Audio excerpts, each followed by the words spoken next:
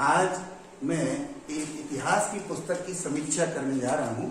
पुस्तक का नाम है मध्यकालीन भारत और इसके लेखक हैं डॉक्टर वी.डी. महाजन। एस चांद प्रकाशन की पुस्तक है, इतिहास की बहुत ही श्रेष्ठ पुस्तक है। तो आइए हम लोग इसकी समीक्षा करते हैं। तो इससे पहले कि हम लोग वीडियो शुरू करें, आपसे एक निवेदन कि हमारे चैनल को अगर आपने अभी तक सब्सक्राइब नहीं किया है तो सब्सक्राइब कर लीजिए, लाइक कर लीजिए और शेयर कर लीजिए। तो आइए शुरू करते हैं वीडियो। पुस्तक समीक्षा। पुस्तक का नाम है मध्यकालीन भारत और इसमें इतिहास का जो कालक्रम लिया गया है वो है 1000 ईस्वी से 1761 ईस्वी तक का समय इसमें लिया गया है। लेखक है वी.डी. महाजन, इतिहास के जाने माने लेखक हैं जिनको बहुत सारे पुरस्कार मिल चुके हैं और इतिहास की अनेक पुस्तकें आपकी लिखी हुई हैं जो विभिन्न प्रतियोगी परीक्षाओं और इतिहास के विद्यार्थियों के लिए बहुत ही लाभकारी सिद्ध हुई है। प्रकाशक हैं S Chand and company private limited, Ramnagar, नई दिल्ली। नई दिल्ली से ये प्रकाशित पुस्तक है और इसका मूल्य है 425 रुपए। पुस्तक के अंतर्गत अगर देखें तो इस पुस्तक को 2 भागों में बांटकर लिखा गया है।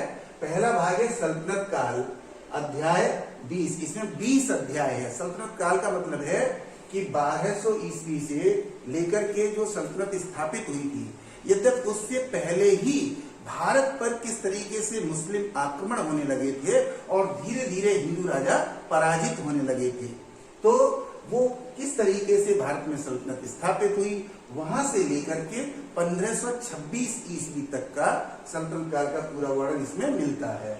इसके बाद भाग 2 में मुगल कालीन भारत के नाम से ये पार्ट रखा गया है। इसमें 18 अध्याय हैं जिसमें बाबर से लेकर के और बहादुर शाह जफर जो कि अंतिम मुगल शासक थे वहां तक का इतिहास कवर किया गया है।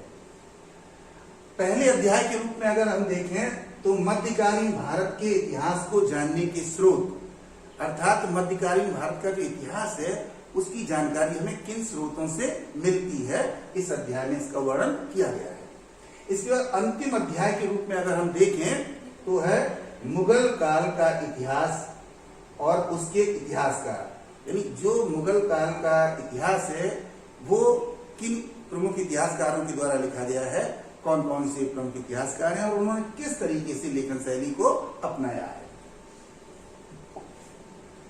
आइए अब देखते हैं पुस्तक की क्या विशेषताएं हैं, इसमें खासियत क्या है जो कि इतिहास को अच्छे तरीके से आप तक इतिहास की सूचनाएं पहुंचाती है। सबसे पहली चीज अगर हम देखें तो क्रमबद्ध संतुलित विषय वस्तु। देखिए, इतिहास में सबसे महत्वपूर्ण चीज ये है कि क्रमबद्धता बनी रहनी चाहिए और उसके लिए इन्होंने ये जो पुस्तक लिखी है वो प्रारंभिक परीक्षाओं के दृष्टि से और मुख्य परीक्षा दोनों की तैयारी इससे हो सकती है, क्योंकि इसमें विषय वस्तु को न तो बहुत ज्यादा विस्तृत किया गया है और न ही बहुत ज्यादा संकीर्ण किया गया है, संक्षेप किया गया है, बल्कि संतुलित स्वरूप उसका रखा गया है जिसमें जितनी महत्वपूर्ण चीजें उन सबको शामिल किया गया है। अगली बात देखिए, भाषा सरल, समावेशी और प्रचलित शब्दों का उपयोग है। भाषा जो है इस पुस्तक की बहुत सरल है। सरल इसलिए है ताकि वो पाठक आसानी से उसको समझ सके, घटनाओं को समझ सके। और समावेशी शब्द का उपयोग मैंने इसलिए किया है क्योंकि ये जो मध्यकालीन भारत की पुस्तक लिखी गई है इसमें विभिन्न भाषाओं के शब्दों का उपयोग भी किया गया है, जैसे अरबी है, फारसी है, उर्दू है और जो यूरोपियन भाषाएं हैं उनके भाषाओं के शब्द भी इसमें मिलते हैं। और इसके साथ साथ समाज के अंदर जो लौकिक शब्द प्रचलित हैं उनका उपयोग भी किया गया है ताकि इतिहास की बारीकियों को अच्छी तरीके से समझा जा सके। अगली बात जो करेंगे हम वो है इसकी शैली की, यानी लिखने का स्टाइल क्या है लेखक का। उसमें अगर देखें तो विवेचनात्मक एवं विश्लेषणात्मक शैली का उपयोग किया गया है। विवेचनात्मक का मतलब ये है कि घटनाओं, परिस्थितियों, व्यक्तियों और राज्यों का जो वर्णन है उसका विवेचन किया गया है बाकायदा, कि किस तरीके से घटना के कारण क्या थे, घटना किस तरीके से घटित हुई, फिर घटना के परिणाम क्या निकले, उसके प्रभाव क्या हुए, उसके संबंध में दूसरे इतिहासकार क्या सोचते हैं। इन सारी बातों को बहुत अच्छी तरीके से विश्लेषित किया गया है, जिससे कि पढ़ने वाले को आसानी से समझ में आ जाता है, पूरी के पूरे दृष्टिकोण क्लियर हो जाते हैं। अगली बात है पाठ्य सामग्री अध्याय के सर्वथानुकूल। कहने का मतलब है कि अध्याय का जो टाइटल दिया गया है, जैसे मान लीजिए मुगलकालीन शासन व्यवस्था दी गई है, तो उस शासन व्यवस्था के जितने पहलू हैं उन सभी पहलुओं को बहुत अच्छी तरीके से प्रस्तुत किया गया है, ताकि उस संबंधित अध्याय के बारे में सही और समुचित जानकारी मिल सके। तो जो पाठक है, जो पढ़ने वाला है, जो अध्ययन करता है, विद्यार्थी है, उसको इधर उधर भटकना नहीं पड़ता बहुत ज्यादा, उसको सामग्री एक साथ वहां पर मिल जाती है। अगली विशेषताओं के रूप में अगर हम देखें तो देखेंगे कि अध्याय के अंत में अभ्यास प्रश्न दिए गए हैं, जो प्रत्येक अध्याय के लास्ट में क्या है, अध्याय की व्याख्या की गई है, उसके बाद उसके प्रश्न दिए गए हैं, ताकि जो विभिन्न प्रकार की परीक्षाओं में प्रश्न पूछे जाते हैं उनके उत्तर जो विद्यार्थी है वो किस तरीके से अरेंज करे, किस तरीके से सोचे। और इसमें सबसे खास बात क्या है कि जो प्रश्नों के उत्तर दिए गए हैं वो तमाम प्रतियोगी परीक्षाओं और जो तमाम स्नातक और परास्नातक की कक्षाएं हैं उनमें जिस तरीके से प्रश्न पूछे जाते हैं बिल्कुल उसी संरचना को अपनाया गया है। जैसे दीर्घ उत्तरीय प्रश्न दिए गए हैं, लॉन्ग आंसर टाइप क्वेश्चंस कैसे बनते हैं, कैसे उनके आंसर लिखे जाएं वो दिए। फिर लघुत्तरीय शॉर्ट आंसर टाइप छोटे प्रश्न कैसे दिए जाए। इसके बाद वस्तुनिष्ठ प्रश्न, वस्तुनिष्ठ में 2-3 तरीके के प्रश्न दिए गए हैं। कहीं पर कथन दिया गया है, उसका कारण भी दिया गया है, कहीं पर जो एक शब्द में उत्तर लिखना है, कहीं पर फिल इन द ब्लैंक्स दिए गए हैं, और कहीं कहीं पर बहुविकल्पीय प्रश्न दिए गए हैं, जैसे कि प्रतियोगिताओं में, प्रारंभिक परीक्षाओं में पूछे जाते हैं। अगली बात, अध्याय के अंत में पुस्तकों की सूची। देखिए, लेखक ने बिल्कुल ईमानदारी के साथ काम किया है कि जो उसका अध्ययन है, जो उसका ज्ञान है, उसको तो उसने वहां प्रस्तुत किया है। साथ ही ये भी बताया है कि यदि आगे आप और अधिक अध्ययन करना चाहते हैं तो वहां पर विभिन्न इतिहासकारों की पुस्तकों की सूची भी दी गई है कि आप इस अध्याय का अमुक इतिहासकार की पुस्तक से भी अध्ययन कर सकते हैं। तो वहां बिल्कुल ईमानदारी दिखाई है लेखक ने कि पाठक को वो अपनी पुस्तक पर ही नहीं रोकते हैं, बल्कि उसको आगे का रास्ता भी दिखाते हैं। अगली बात, पुस्तक के अंत में परिशिष्ट।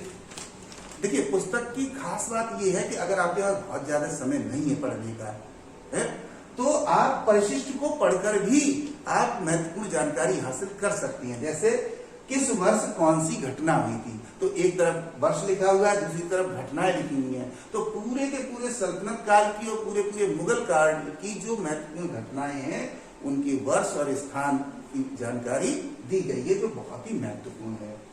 अगले उसमें देखिए, परिशिष्ट 2 में क्या दिया गया, शासकों से जुड़े प्रश्न।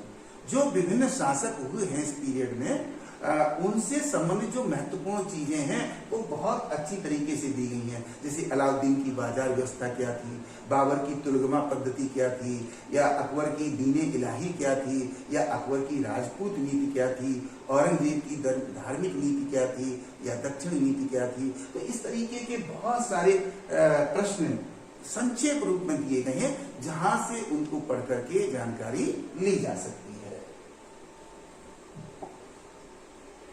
आगे अगर हम देखें तो विषय वस्तु को समझाने के लिए एक बहुत ही अच्छा तरीका अपनाया गया है कि बहुत सी घटनाओं से संबंधित या शासकों से संबंधित चित्र दिए गए हैं और स्थानों के लिए मानचित्र दिए गए हैं, ताकि हम लोकेशन को, अब स्थिति को समझ सकें कि वो घटना कहां पर हुई थी, उसके उत्तर में क्या है, दक्षिण में क्या है, पूर्व में क्या है, पश्चिम में क्या है। तो इससे बहुत ही सटीक जानकारी मिल जाती है। और अंतिम जो वर्डिक्ट में कहना चाहूंगा, अंतिम शब्द कहना चाहूंगा वो ये है कि जो सुधी पाठक है उनके लिए बहुत ही उपयोगी पुस्तक है, चाहे वो स्नातक की परीक्षा दे रहे हों, चाहे वो परास्नातक की परीक्षा दे रहे हों, चाहे वो प्रतियोगी परीक्षाओं की तैयारी कर रहे हों। ये पुस्तक बहुत ही उपयोगी है। ये सूचनात्मक जानकारी देती है, विषय वस्तु का विवेचन भी करती है, उसका विश्लेषण भी करती है, अभ्यास के लिए प्रश्न भी देती है। तो ये मल्टी डायमेंशनल पुस्तक है जिसमें कि आप बहुत अच्छी तरीके से इतिहास का अध्ययन कर सकते हैं। एक परामर्श के रूप में अगर हम देखें कि आखिर आप कहेंगे कितनी तारीफ आपने सर कर दी पुस्तक की, तो इसमें आखिर कोई कुछ कमी है क्या? तो हाँ, एक कमी मुझे नजर आई है, वो ये आई है कि जो प्रश्न दिए गए हैं उन प्रश्नों को बेहतर होता कि जो विभिन्न सिविल सेवा परीक्षाएं हो रही हैं उन परीक्षाओं के वर्ष भी उनके साथ में दे दिए जाते। तो ये होता है कि छात्र को या विद्यार्थी जो पाठक उसको ये पता चल जाता कि कौन सा प्रश्न किस अध्याय से किस सिविल सेवा परीक्षा में पूछा गया है। तो उसे ट्रेंड पता चल जाता कि अध्यायों से किस तरीके से प्रश्न पूछे जाते हैं, किससे ज्यादा पूछे जाते हैं, किससे कम पूछे जाते हैं। तो अगर ऐसा होता तो जो पाठक है या जो प्रतियोगी परीक्षा की तैयारी कर रहे हैं विद्यार्थी, वो अपने आप को फोकस कर सकते थे कि किन टॉपिक्स को अच्छी तरीके से और अधिक पढ़ना है। तो कुल मिलाकर के अगर देखा जाए कि ये अगर सजेशन हो जाता, हमारा मान लिया जाए, तो और बेहतर पुस्तक हो जाएगी। लेकिन इसके बावजूद पुस्तक बहुत ही बेहतरीन है इतिहास के अध्ययन के लिए। तो आप इतिहास को पढ़ते रहिए, आगे बढ़ते रहिए। आपको best wishes to all of you. Thank you very much. Good luck, good bye.